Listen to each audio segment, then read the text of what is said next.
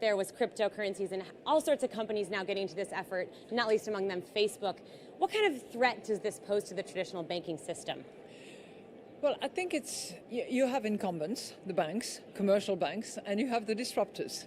And clearly the disruptors are having an impact on the incumbents. We just heard a very large systemic bank here saying that they're launching their digital coin, currently piloted in a way within the institutional clients, but to be scaled beyond that.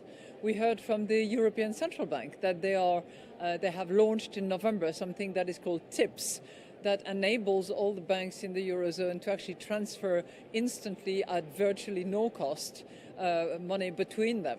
So I think the role of the disruptors and anything that is using distributed ledger technology, whether you call it crypto assets, currencies or whatever, and it's far from the bitcoins that we used to talk about a year ago, that is clearly shaking the system. The voice that we heard, which was, I thought, really interesting, were those of the regulators and central bank governors who said, well, yes, this is good and this is helpful and it is changing the business model of commercial banks. But we have to be mindful of two things: trust and stability of the system. And we are equally concerned, we at the IMF, about stability. We don't want innovation that would shake the system so much that we would lose the stability that is needed.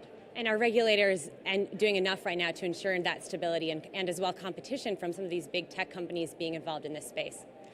You know, I think they're mindful of wherever the competition is coming from. The central bank governor of Kenya was explaining to us that they gave a banking license to a telecom company. And I think in the future, we have to look at what lots of data collectors and movers are going to do and whether they're going to move into the banking space forcefully, in which case they will have to be regulated. They will have to be held accountable so that they can be fully trusted. Madame Lagarde, I know you have a tight schedule. Thank you for joining us here on Facebook Live. We always love to have you, and our viewers are certainly happy to see you back with us. Thanks so much.